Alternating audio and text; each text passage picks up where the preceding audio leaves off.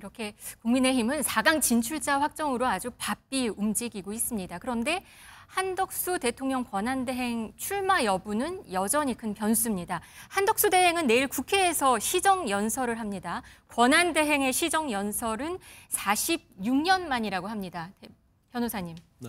어떻게 생각하십니까? 저는 이제 최규하 권한대행이 네. 했죠. 네. 하고 이제 시정연설을 하는 건데 제가 볼 때는 지금 아주 지금 상황 자체가 통상이랄지 여러 가지 관세 또 경기 침체도 있지 않습니까? 이제 이런 부분에 대해서 뭐 시정연설을 하고 거기서 이제 국회 협조를 구하고 이런 모습은 제가 볼 때는 뭐 바람직하다고 봅니다. 그런데 한편으로 보면 민주당이나 야당 입장에서 보면 지금 대망론 이런 얘기 나오고 있잖아요. 네. 그러면 시정연설 이런 거 자체가 결과적으로 자기가 출마하기 위한 발판을 삼는 게 아니냐, 밑자락을 까는 것이 아니냐 그런 비판이 나올 수 있죠. 네. 오늘은 많은 관심을 받고 있는 것이 과연 대선 출마에 가서 입장을 표명할 것이냐. 근데 시정연설에서 입장 표명하지 않겠죠. 네. 그건 너무나 정치의 행위이기 때문에 단지 내일 시정연설을 통해서 국민에게 얼마나 진정성을 보이느냐. 그리고 그 자체의 어떤 행위 자체가 지금이 현재 어려운 상황을 극복할 수 있는 어떤 대책이랄지 정책을 제시하느냐. 이런 부분에 이제 주안점을 두는 게 맞다 이렇게 봅니다. 네, 내일 시정연설 한번 보시죠. 출마설이 계속 나오다 보니까 총리실에서는 또 비공식적으로 3호 대응팀을 꾸렸다. 이런 얘기도 나왔습니다. 총리실에서는 즉각 사실 무근이라고 밝혔는데요. 부대변인님, 네. 이거는 왜 이렇게 내용이 나오는 겁니까? 들으셨습니까? 글쎄요. 저는 뭐 이런 것들이 주변에 이제 정치 호사가들이 하는 얘기를 네. 지라시에 많이 담잖아요. 네. 근데 그런 것들이 이제 방송에 나와서도 이야기가 되니까 뭐 재미의 요소가 증폭되면서 이야기가 되는 것 같습니다. 네. 근데 이런 부분은 뭐 재미의 요소가 강조가 돼서는 저는 안 될 것 같아요. 이 사실 확인이 우선돼야 되는 것이고 네. 굉장히 우리 미래와 국민들의 생활 에 굉장히 밀접한 영향을 미치는 사안인데 이렇게 가볍게 다뤄져서는 안 된다 네. 이런 생각이 들어요.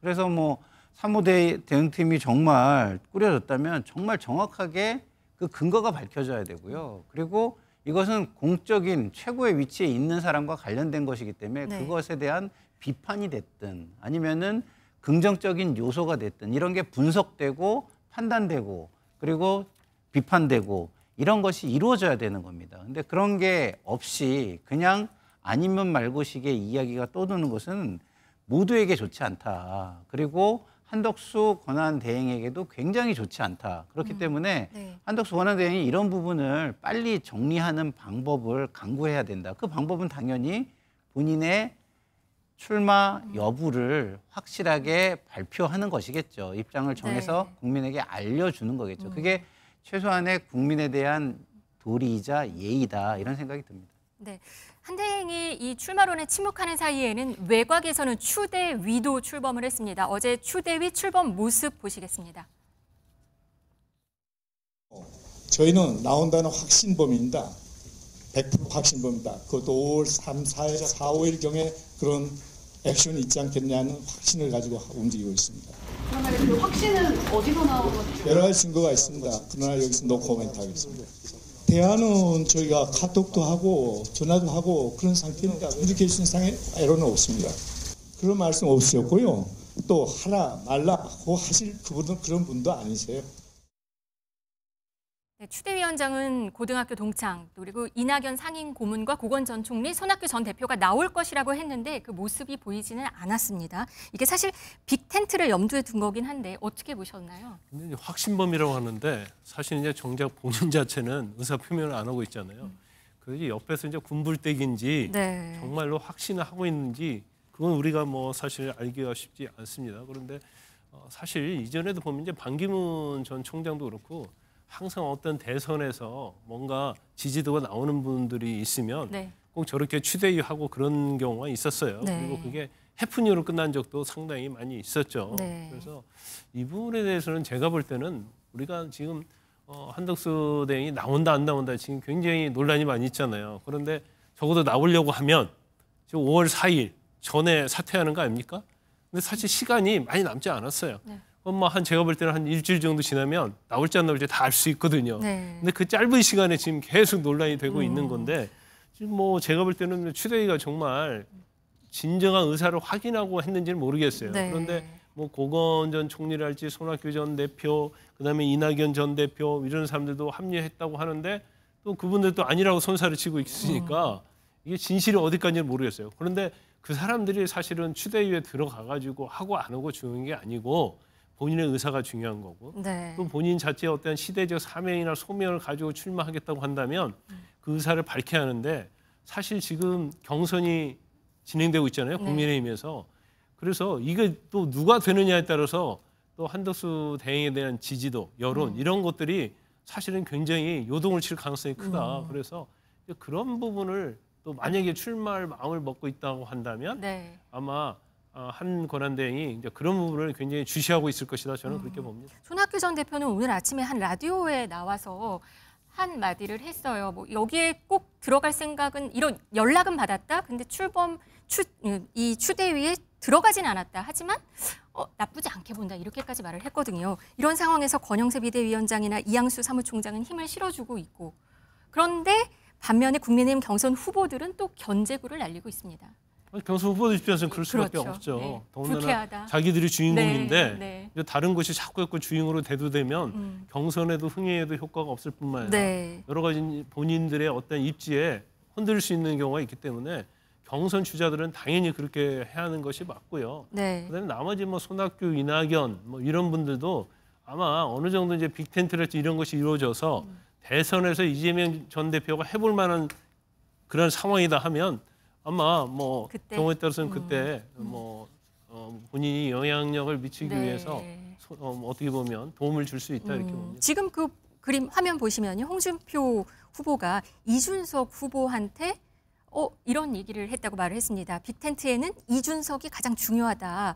빨리 경선을 끝내시라 전화가 왔었다. 뭐 이렇게 말하면서 이준석 후보에 대한 약간 러브콜 이런 걸 보냈는데 이준석 후보는 또 오늘 아침에 라디오에서 반 이재명 빅텐트는 희대의 가스라이팅이다. 이렇게까지 말을 했습니다.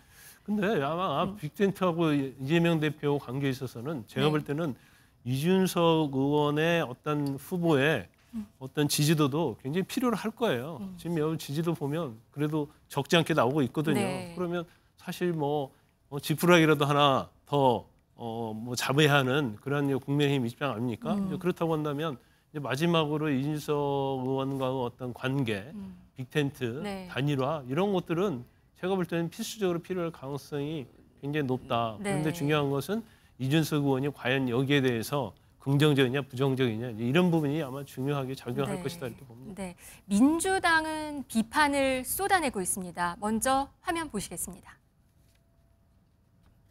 한덕수 총리는 노 코멘트라고 하면서 이미 대선 행보를 하고 있습니다. 호남과 영남을 종횡하며 뛴 것도 모자라 이제는 권한 없는 자의 월권이 도를 넘으니 그야말로 한덕수 리스크입니다. 한덕수 총리 요즘 별명이 기름칠한 장어대가리 아닙니까? 내용을 들여다보면 미끈하게 빠져나가고 책임을 피해 다니고 실적 없이 버틴 관료일 뿐입니다. 또 다른 별명인 검은머리 미국인.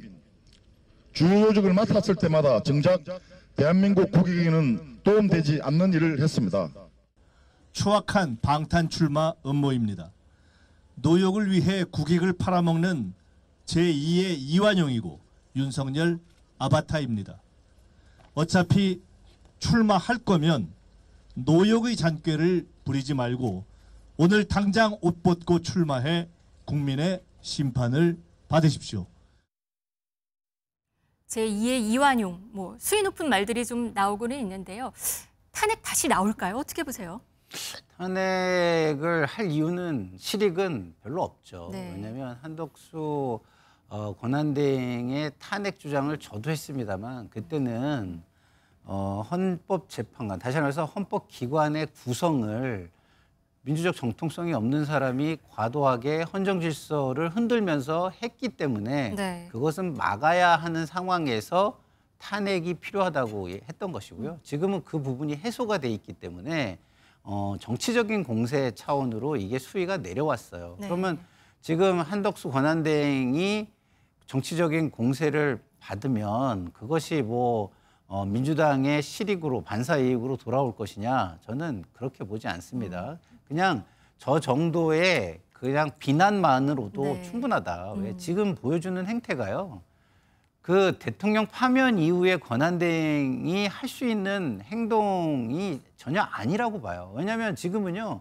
국민 통합이 굉장히 중요하고 정치에서는 협치가 굉장히 중요합니다. 근데 지금 본인이 한 진영의 후보가 될 수 있다라는 거를 공공연하게 계속 증폭시키고 있어요. 의구심을. 그럼 협치가 가능하겠습니까? 국민 통합이 가능하겠습니까? 그 혼란의 안정, 갈등의 안정이 가능하겠습니까? 역사에 큰 죄를 짓고 있기 때문에 하나의 정치 정당으로서는 그 부분을 비판하지 않을 수 없다라는 생각이 들고요.